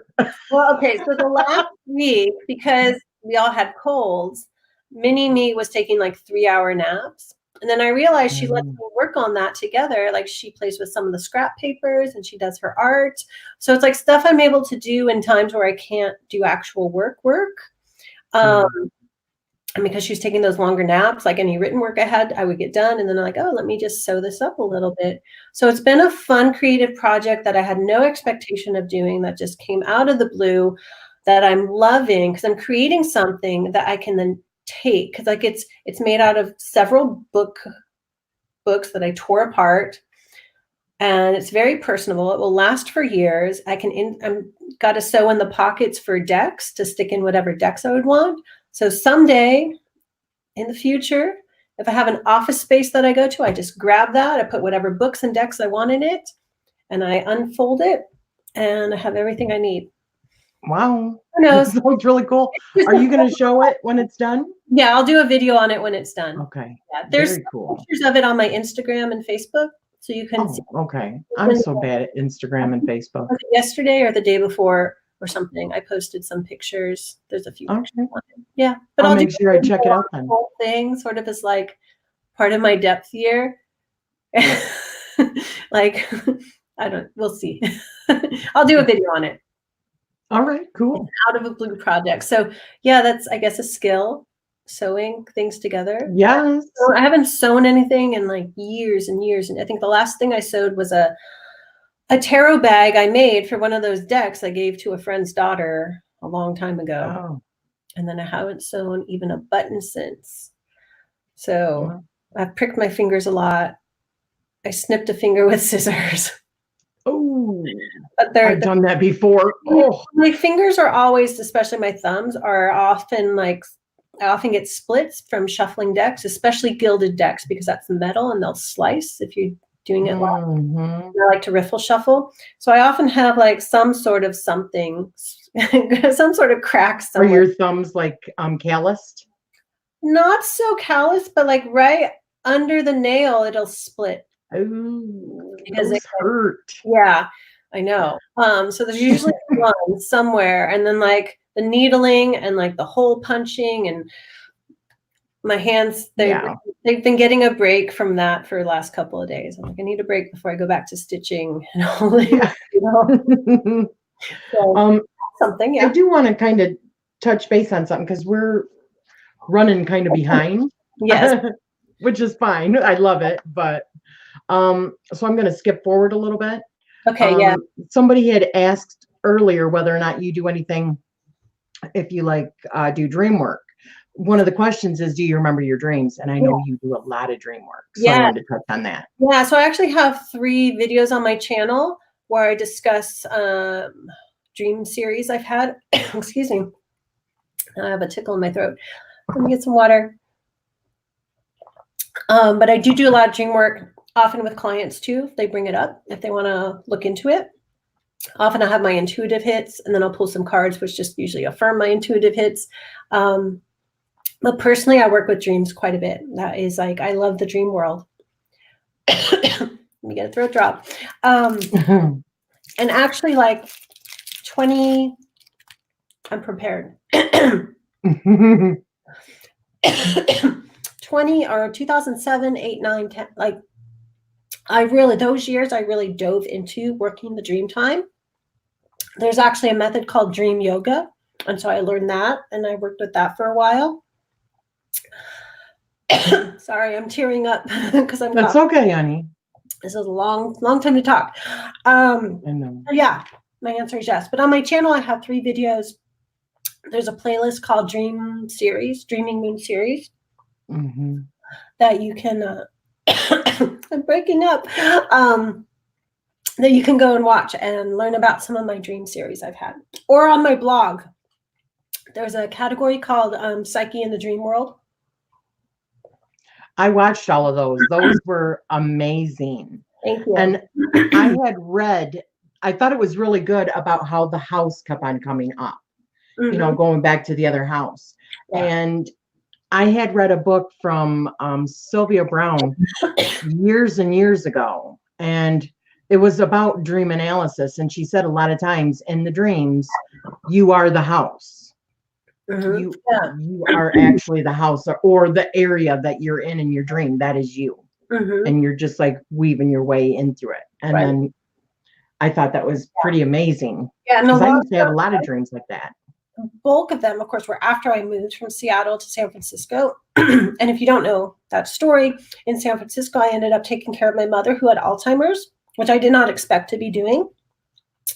She was much worse than my dad realized she was.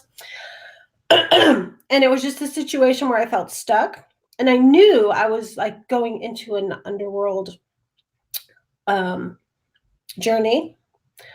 It was just much harder than I thought. And then I would have these dreams and they were fascinating, but at the same time so disturbing, because I'm like, especially the ones where I'd go back to the house and there's just clutter everywhere. Just, oh my God, there's so much I need to clean out within myself. But that was like a big part of my ancestral healing process, which I could say it's done now. I mean, there'll always be more, but it's really come to a stage of completion just at the end of 2019. Some very significant things happened that it just sort of like all of a sudden it was like, okay, it's done. And I won't give all the details, but in a vision, there was a crowd of ancestors in front of me from like multiple generations. And it's like they were there to congratulate me. For doing the hard work, for going through it. Yeah, or thank me, I guess you could say. So yeah, that's those house dreams were just this intense, most of them an intense time in my life. And then there's just been a few lingering ones since. But it was really, when some of those occurred, I was going through a really hard time. Just trying to figure out, am I stuck here forever? And then I have questions like, did I make a big mistake by selling my house and leaving Seattle, which I knew I didn't, but it was just like, oh, but it was better there than here. So it was just getting through all of those questions and doubts and not at all seeing anywhere, any direction where I would be going. And I think that's because I really had to be where I was. And so I did, but those thoughts come up and those doubts comes up and those questions come up. And each day you just, you work through. And I had, at that time, like I had these mantras that I just said all like nonstop to myself to keep having hope, to get through each moment, to get through all the challenges. Because I felt very much abandoned and taken advantage of. But it was family. What do you do? Yeah. But I also knew that was part of my healing journey. So I was like, okay, I got to be here. And it's so hard, you know, because I had to work with all those feelings. Mm-hmm. Yeah. I think for me, that's how I have dealt before I ever even, I mean, I had a reading done years and years ago. I knew about tarot, but the thought of actually being a reader, I never even thought of being a reader. I thought that was some mystical thing that you had to have some kind of like, you know, inner knowing how to do it. I mean, I just totally had this wrong misconception, or I should say this wrong conception of it. So for me, the thing that has always been that thing that helps me deal with everything in my life has always been my dreams. You know, you wake up in the morning just like refreshed. Sometimes you don't even know why. Right. You know? Well, healing, a lot of healing, physical, emotional, spiritual, happens when we sleep for various reasons. And so sleep is very important. Yeah. You know, whether you remember your dreams or not. But it's just, I remember some crazy dreams, let me tell you. But that's a whole other subject. Yeah. I can talk about all sorts of dreams. But yeah, on my blog, there on the right-hand side, there's the categories, and you click Psyche in the Dream World. There's like tons of posts where I talk about various dreams in various ways for anyone who wants to check it out. Yeah. Awesome. So is there a time period that you feel more drawn to? Early morning, before dawn. So now I mostly get up around 4 because then I have quiet time to myself. And, you know, I'm one of those people where I could be alone like 95% of the time and be totally happy. So not that I don't want to be with my daughter, but like that early morning time is so precious to me. So today I actually slept until like 5:40 and I was like, wow. But I hadn't been sleeping well because I would cough at night. Like I cough, you know, that lingering cough happens when you talk and when you sleep. Like, so I needed that extra sleep. But that's like precious time. And I love that time.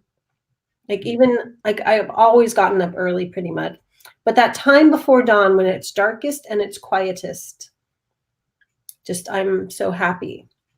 And I'm happy nobody's up, and I'm happy like I can feel the energy of like the environment, the city, that there aren't so many people up. That's what I love about it, because there aren't other humans vibrations in the way. That would be your empath. Yeah. Happy. There's just, it's darkest and quietest and coldest. I love it. Before the dawn. A warm cup of coffee is perfect then. And now actually, this was more of a question like a time period that you've been drawn to, but I love your answer. But is there any other times like in history that you've been drawn to other than now? Right. I totally language. A time in history. It's changed over time. And there have been various times in history at different times of my life that I've been drawn to. Right now, actually, right now, the only time in history I feel drawn to is the present. That's interesting. I hadn't thought about that. But there have been times in the past where I've been really drawn to like really ancient India or Himalaya area. And it definitely connects to past life energies. Yeah. Or, you know, other times I've been really drawn to medieval Europe or Etruscan, well, it wasn't Italy, but Etruscan Italy area. But right now, yeah, there isn't actually a certain time in history that I feel I'm connecting to. So I Do you think think that was also part of like all of the work that you've just done, maybe completing stuff from your past lives? And now you're just focusing on what you're doing right now? definitely, even though I'm still doing a little bit of ancestor work, but like, yeah, it's interesting. So I guess that means I'm present, I hope. Yeah. I'm very present So now. Emma just said, the wind at dawn has secrets to tell. Do not go back to sleep. I love that. Oh yeah. I love Right on. I love hearing the wind. I don't necessarily love being out in the wind, but I love when it's super windy. Got Like a hair or something it on picks me. up spirits too. Picks up spirit energy. And then I have my wind chimes that sometimes you hear on videos. I just love hearing them. Yeah, early in the morning, Mhm. the wind's blowing because we get some good winds here. Definitely get some good winds. Well, You Heather, guys are pretty good temperature most of the time of the yeah, year, aren't in you? the morning in the winter, it can get down into the 30s. You might see some frost, but it always warms up in the afternoon. So it's not like cold, really, really cold throughout the day. I Yeah. think it rarely in the afternoon, it's rare if it's like in the 40s or anything like that. Yeah. So were you raised in your current path or did you veer off from your family? I was thinking about that question. Yes and yes and no and no. Oh, So my mom's side of the family, my grandmother, my aunts, my mom, we're all very open about their psychic abilities. Like my grandmother and my aunt used to have prophetic dreams about each other, and they'd follow those dreams. My mom would see ghosts. She had healer qualities to her that wasn't developed because she would like if my dad hurt something, she'd hold his hand and take the pain away. wow. Um, Hints of it on my dad's side of the family, but that grandmother passed away really when I was really young, so I didn't really get to know her. Although there's things on the grandfather's sides too. So, but I went to Catholic school, though my family at home wasn't super religious. Yeah, There so was that a lot of spirituality, it sounds like. like a combination of all of it. And Yeah. my grandma read horoscopes with my grandmother, and I have a teacup that is a tea leaf reading cup that has like astrological symbols in it. That was hers. So it's like those things were all accepted, normal, pondered about. Nothing was, unaccepted. Still went to Catholic school. That was fine. Mhm. It's like all of it was all together. And so Yeah. the answer is yes and yes and no and no. And it's like, Because sure. there was no terminology for it, Right. right? It was just what it was. And Yeah. part is, my family's upbringing. I think a big part of it is also I grew up in San Francisco, California. It is a place. One, I think there's something like 6 or 8 ley lines that cross right through the middle of the city. Family home is right in the middle of the city. This is a book I'll be working on soon after other things. It's already working on here and in notes. But it's a very spiritually powerful city. And just, San Francisco, the place, the hippie movement, like Right. it's More just progressive people are thinking open, there. like all that stuff. Yeah. Oh, cool, interesting. What is that? So even like if you would talk to my priest at school, priest of the school in the parish growing up, and you had tarot cards there, he'd be like, "Oh, do you use it for good? Awesome." I mean, Right. there's a strong Christian esoteric system with the tarot. It's not outside of religion in a way. There's a connection there. If you choose that, you can choose just to ignore that too. So it's like all of it was there, and so I never had to like come out in any way. It's just interest. And when I started working with tarot, I remember my parents visiting me in Seattle and my dad's house in Dex. He's like, "Oh, can you do some readings for us?" Like, Mm-hmm. I didn't even know they knew what it was, but that's this. Yeah, it's just it. Yeah. I understand. Like I don't have an answer, a specific answer to that question. It's like yes and yes and no and no. All of You it. were Catholic, but you were so much more than Catholic. Yeah. And Yeah. that religious upbringing was great because yeah, I'm very spiritual. I was always a very spiritual child. And having that environment, because Catholicism, at least then, before like the modern changes, it was very ritualistic, and I love rituals. Mhm. You know, there's candle lighting rituals, candle magic. There, you know, it's very ritualistic, and The it, incense. that spiritual education, Mhm. and I love that. I mean, Yeah. I was that kid that was like the holy kid in school.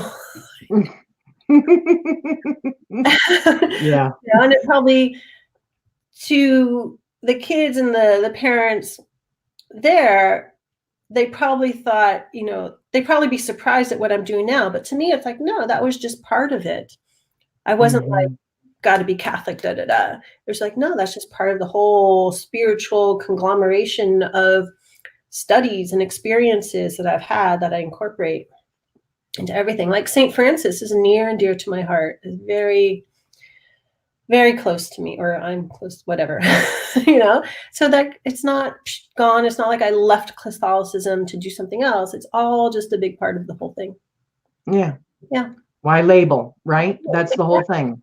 Yeah. And I'm just, probably because I'm so much a hermit, I've never felt a need to be part of a specific group. Yeah. Or I'm a solitary, you know, eclectic, eccentric type of Mhm. witch or shaman or whatever you want to call me.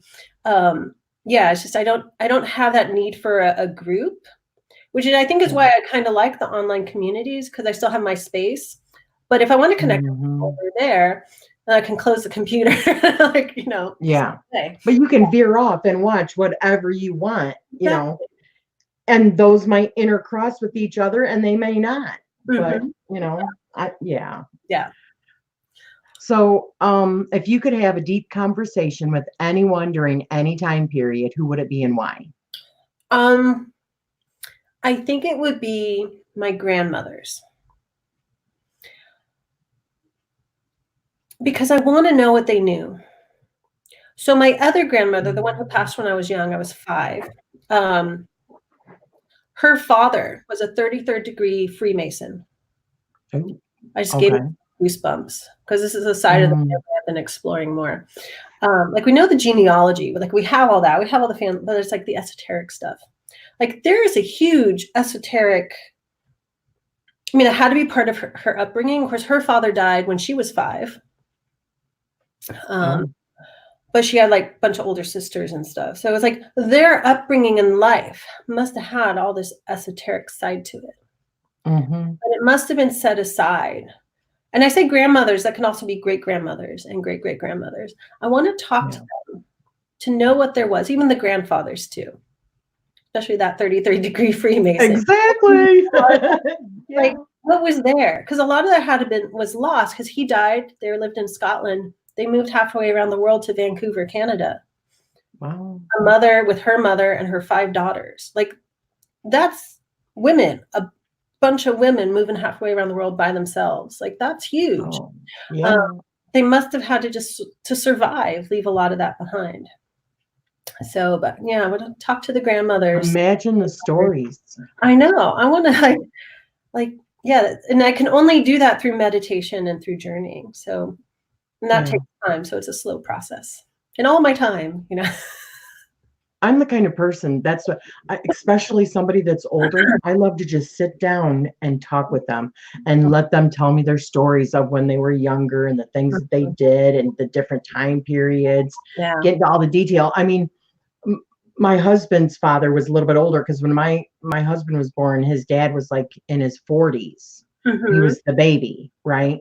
So he was born in the 30s, I believe, and he used to sell like newspapers during like the Great Depression, or he was born in the, maybe it was the 20s. Anyways, Right. he had all these great stories, and I would ask my husband, "Did you know this? Did you?" He didn't even know it. I'm like, you got to sit down with people sometimes and just talk to them, you know, The get stories to are know. great. Well, even like my dad's dad, like he was from Denmark. He left home when he was 12 or 14. I always forget which age. But he was like you couldn't, like you were considered an adult once you were confirmed in the Lutheran religion. So he was not religious at all. So they rushed his confirmation. So I think he was 12.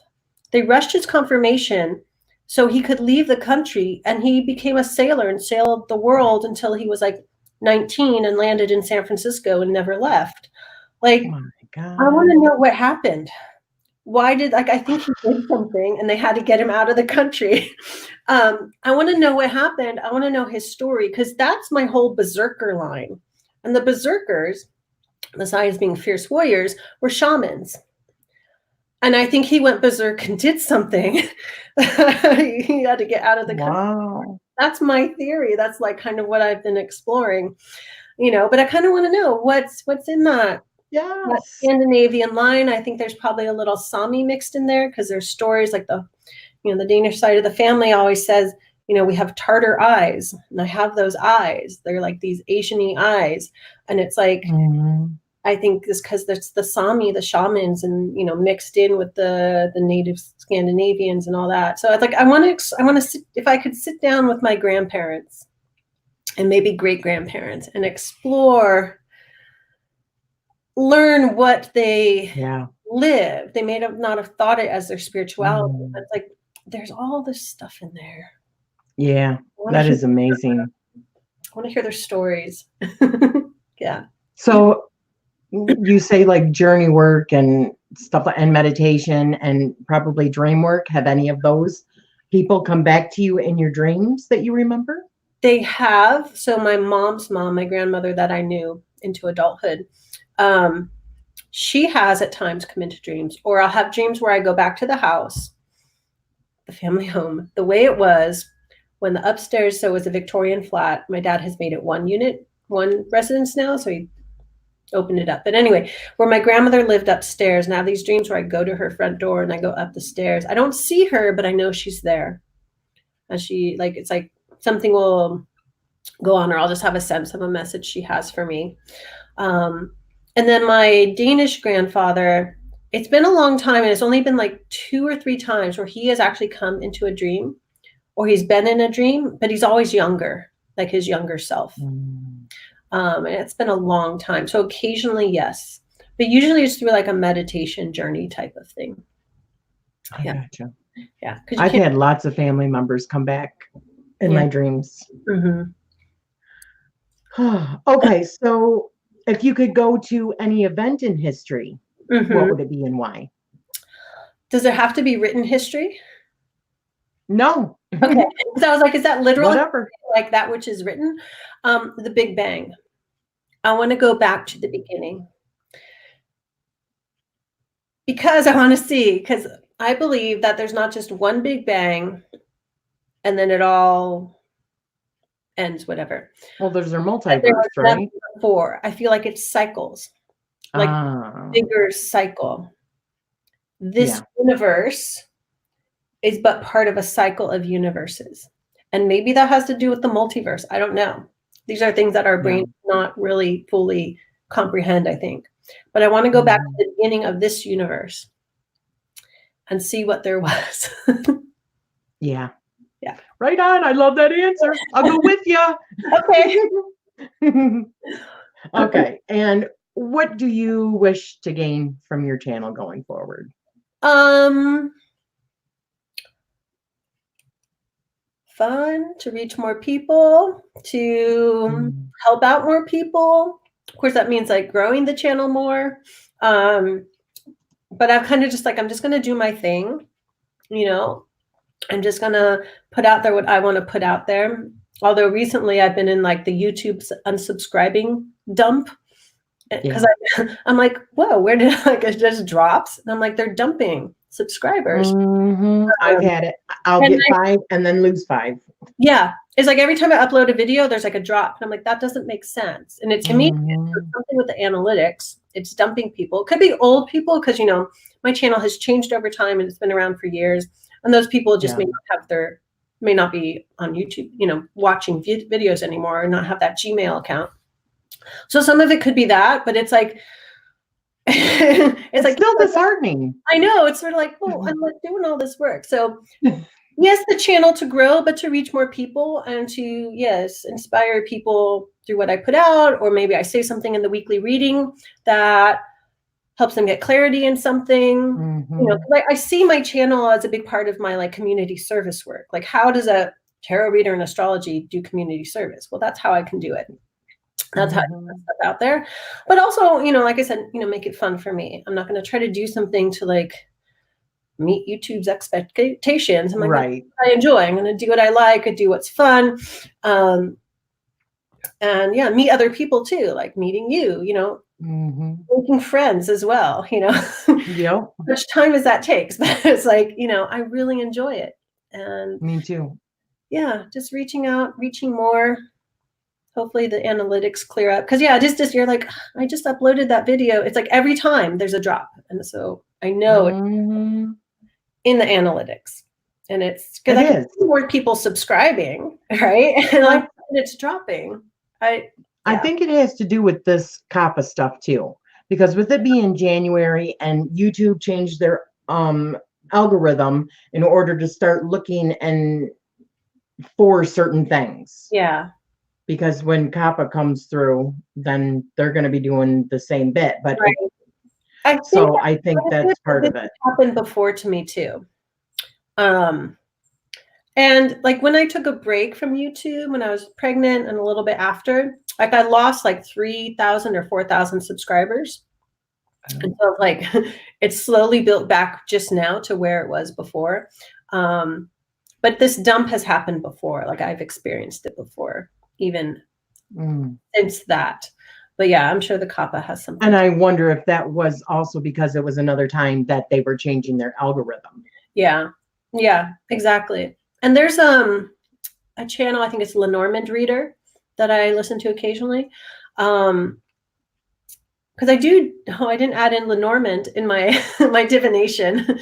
I don't use it like in YouTube readings, so I should start.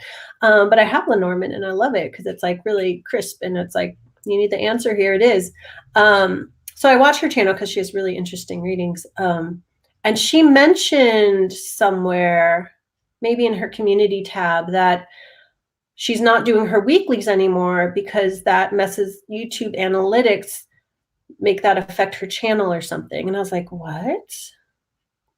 So, yeah. Okay, that's interesting. Yeah. And I was like, well, I love doing weekly. That's like something I've done all along. I love doing my weekly. So I'm like, well, I'm not going to stop that. I can change the title a little bit, maybe. Yeah. But yeah, I'm just like, whatever. I'm just going to do what I enjoy doing. And hopefully YouTube sorts things out. And hopefully I'm still reaching more people and that people are getting the notifications.